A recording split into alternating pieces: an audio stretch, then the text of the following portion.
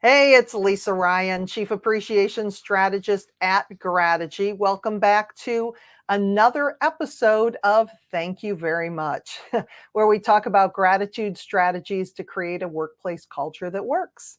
Well, it rocks, like my new book.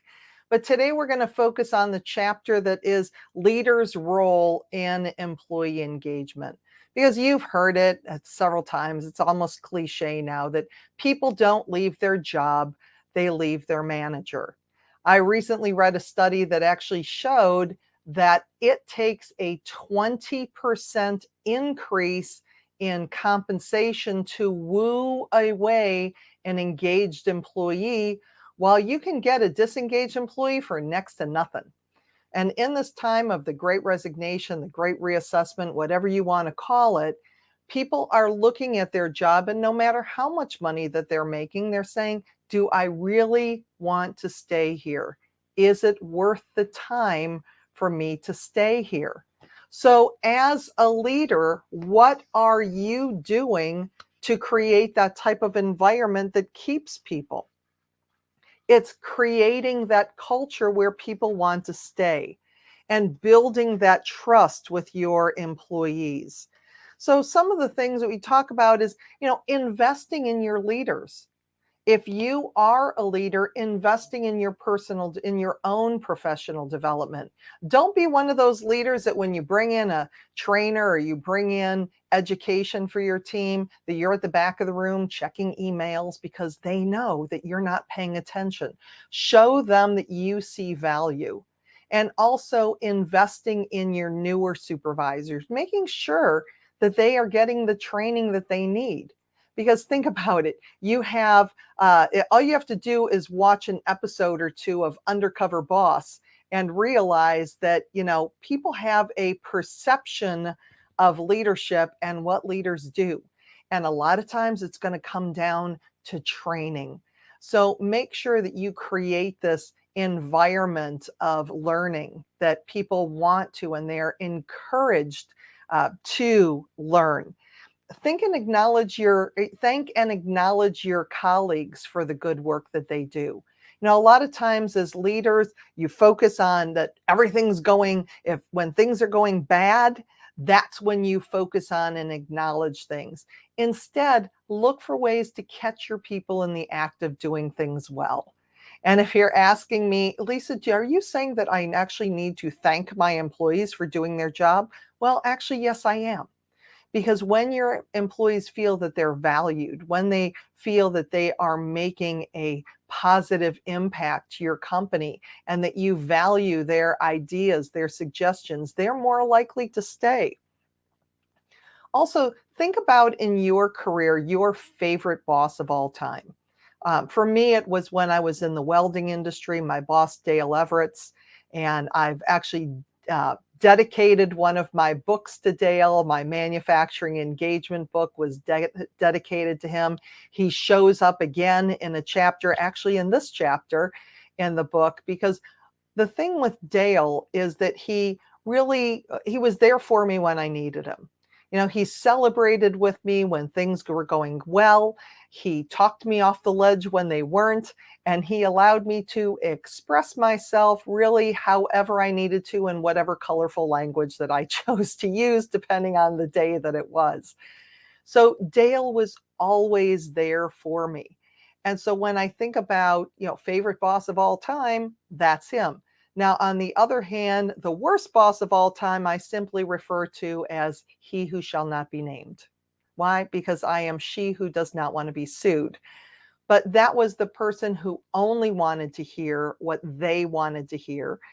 You couldn't bring any bad news to them. You didn't feel protected. They didn't have your back. So think about the positive traits of the managers that you have reported to you in your career, and what can you do to replicate that? What can you do to copy those actions to become more of that type of leader? Also, it's really important too to figure out what your turnover rate is. Until you put pen to paper, you may have no idea what those employees walking out the door are costing you. And actually, in that chapter, there's a whole bunch of calculations so that you can put pen to paper and figure it out, which would be totally boring if I went through that on this video. But sometimes that's surprising.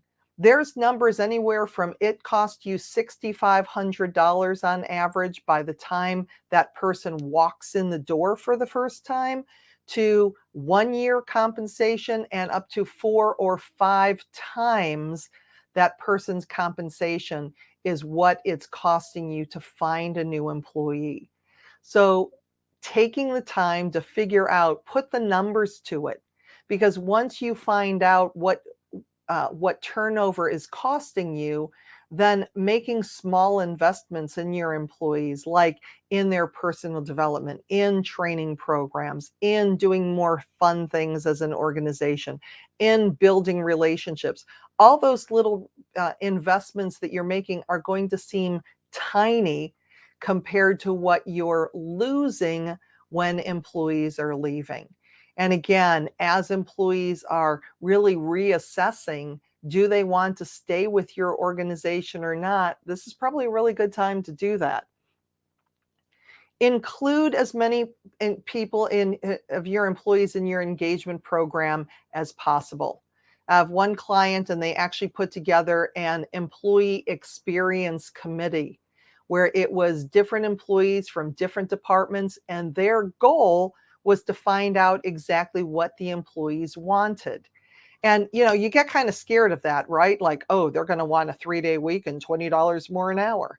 And no, what they found is that employees wanted to listen to music. They want these little things that cost the company no time, no money, but it made the employees happy. So just listening, and whatever ideas those employees come to you, your only response is thank you for sharing. You're not going to be able to act on everything that they bring to you, but chances are good that there's probably the seed of an idea that can work for you to bring that into your organization. Again, making a point to acknowledge the good. I cannot say that often enough. It really sticks with me. I was doing one keynote program and talking about recognition and the importance of gratitude strategies and all of those things. And I had a participant come up to me afterwards and said, when I do something wrong, I get recognized 100% of the time. And yet when I do something well, it's rarely acknowledged. We need to flip that. Catch your employees in the act of doing things well and be specific. Instead of saying, hey, great job, what was so great about it?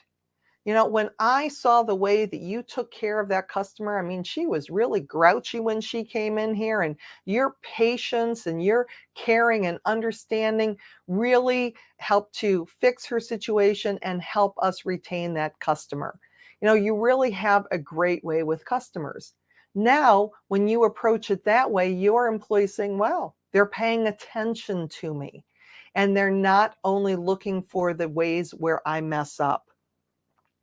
Also, sometimes even in this market where good employees are hard to find enough, you still need to get rid of those toxic employees.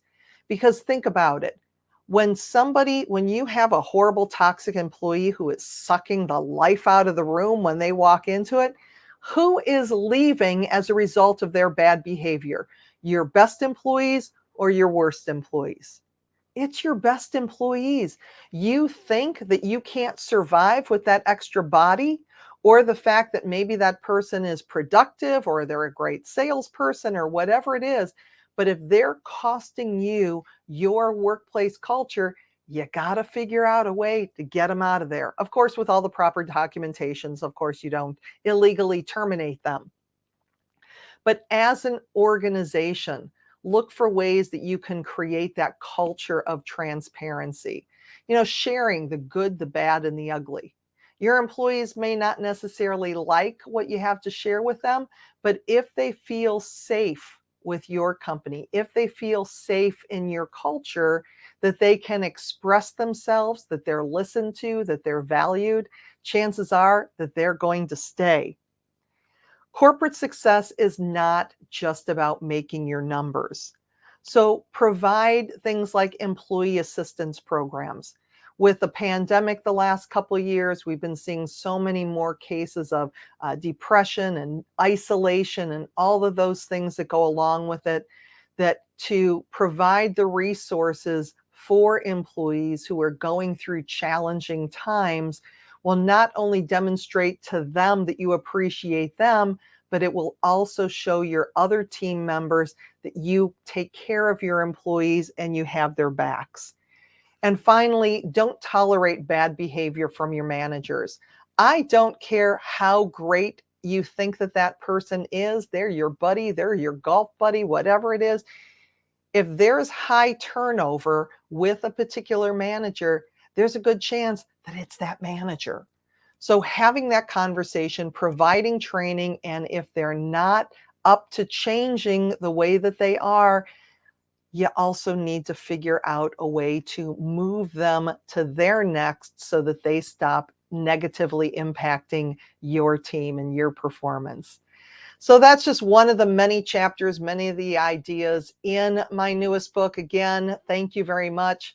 If you already have your copy and you haven't left an Amazon review, please do that. I'm putting the link to the book in the comments, so check that out below. Love to hear your comments, love to hear your feedback. And if there's things that you're doing in your organization that are helping you create that culture that rocks, I'd love to hear about that too. I'm Lisa Ryan, and I appreciate you. Thank you very much.